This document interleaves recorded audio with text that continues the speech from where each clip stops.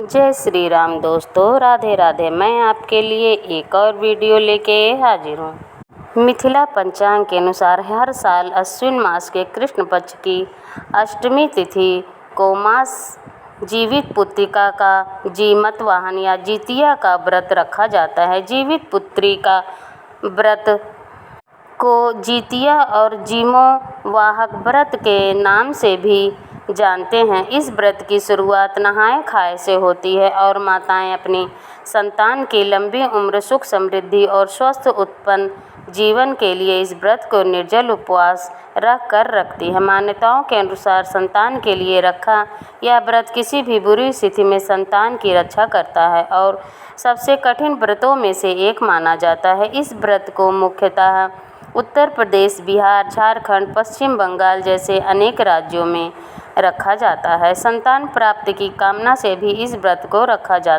सकता है। ऐसे में चलिए आपको बताते हैं साल 2024 में जितिया व्रत कब रखा जाएगा और इसका पूजा विधि क्या है, इस दिन क्या महत्व है। सबसे पहले तो आप सभी को जीवित पुत्रिका की ढेर सारी शुभकामनाएं। इस व्रत में महिलाएं 3 दिनों तक व्रत रखती हैं और यह व्रत निर्जल रखा जाता है। सप्तमी तिथि के दिन नहाए खाए और अष्टमी दिन निर्जला उपवास रखकर नवमी तिथि के दिन व्रत का पारण किया जाता है। इस व्रत में शाम के समय मुख्य पूजा की जाती है और व्रत से जुड़े हुए खास नियमों का ध्यान रखा जाता है, तभी यह व्रत पूर्ण माना जाता है। इस दिन सूर्य देव की भी पूजा की जाती है और उन्हें बाजरे और चने से बने व्यंजन अर्पित किए जाते हैं। व्रत रखने वाली महिलाओं को इस दिन भी वस्तु काटना नहीं चाहिए, ना ही कटे हुए फल या सब्जी का उपयोग करना चाहिए। किसी भी तरह की जीव हत्या करना पाप माना जाता है और वृद्ध महिलाओं को इस दिन चाकू, कैंची आदि का इस्तेमाल भी नहीं करना चाहिए।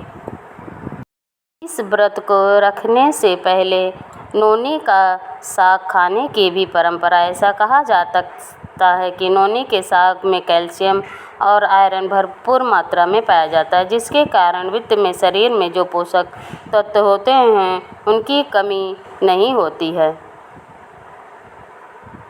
इस व्रत के पारण के बाद महिलाएं पूजा में अर्पित किया हुआ लाल या पीले रंग का धागा भी गले में पहनती हैं। इसके बाद कोई शुभ दिन देखकर इसे उतार दिया जाता है। जीमूतवाहक भगवान की पूजा में सरसों का तेल और खल चढ़ाया जाता है और व्रत के पारण के बाद यह तेल बच्चों के सिर पे लगाया जाता है। माना जाता है यह भगवान का आशीर्वाद होता है। पौराणिक मान्यता है कि इस व्रत को जो भी माँ करती है उसे कभी भी संतान के वियोग का सामना नहीं करना पड़ता है। उसके संतान को लंबी उम्र और जीवन भर किसी भी दुख और तकलीफ से सुरक्षा मिलती है।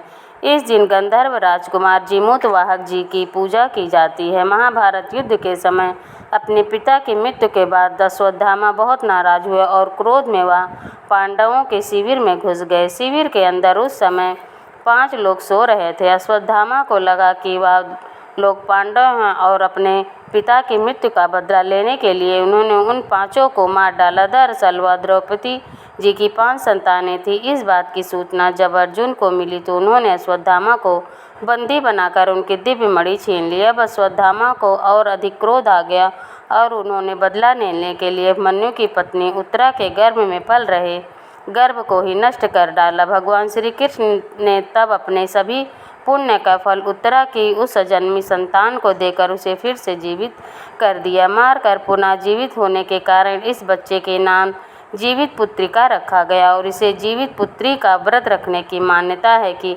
बेटा हो या बेटी, आप अपनी संतान के लिए इस व्रत को रख सकती हैं। व्रत के दिन प्रातःकाल उठकर स्नान आदि से निवृत्त होने के बाद सूर्य देव की उपासना करनी चाहिए। घर के मंदिर में एक चौकी रखकर उस पर लाल रंग का वस्त्र बिछाकर उसके ऊपर थाली रखकर सूर्य नारायण की प्रतिमा रखकर उसे दूध से स्नान कराएं, धूप दीप जलाएं, धूप दीप अर्पित करें और भोग लगाने के साथ ही आरती करें। इस दिन मिट्टी या गाय के गोबर से सियार और चील की मूर्ति बनाकर उसकी पूजा की जाती है।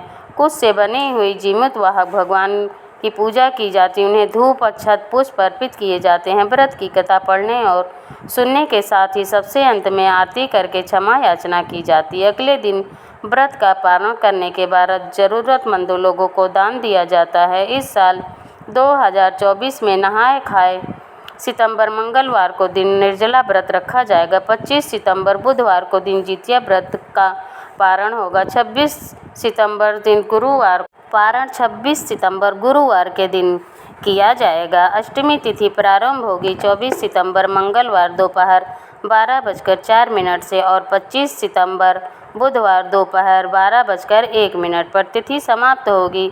इसलिए इस बार 25 सितंबर दिन बुधवार को ही जितिया व्रत पारण रखा जाएगा। जितिया व्रत की पूजा का शुभ मुहूर्त होगा 25 सितंबर बुधवार को, जो कि सुबह की पूजा का शुभ मुहूर्त होगा सुबह 6:10 से 9:12 तक। शाम की पूजा का शुभ मुहूर्त होगा 6:14 से 7:02 तक रहेगी।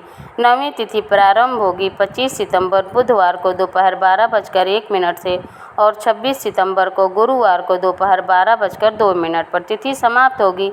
इस दिन सूर्योदय सुबह 6:20 पर होगा। व्रत का पारण किया जाएगा 26 सितंबर गुरुवार सुबह 6:02 से 8:02 तक। जितिया व्रत में कुछ जगह पहले नहाई खाई के दिन मछली खाकर अगले दिन व्रत रखा। जैसा कहा जाता है कि मछली खाकर व्रत करना शुभ होता है, लेकिन जो लोग शाकाहारी हैं उन्हें मछली इस दिन नहीं खानी चाहिए। वैसे तो इस व्रत को 24 घंटे तक निर्जला ही रखा जाता है, लेकिन कुछ महिलाएं इस व्रत को जो भी बिना जल के नहीं रह सकती हैं, वह जल ग्रहण करके भी रखती हैं। जितिया व्रत के पारण में मुंडवे की लिट्टी, गेहूं के आटे की, दूध की पिट्ठी, देसी मटर, करी, झींगी, तोरी सब्जी, अरबी सब्जी, नौगी साग, पोई साग, पकौड़े का आदि फलों का सेवन किया जाता है। अगर आपको यह जितिया व्रत की वीडियो पसंद आई हो तो वीडियो को लाइक करें, चैनल को सब्सक्राइब करें और शेयर करना ना भूलें। धन्यवाद।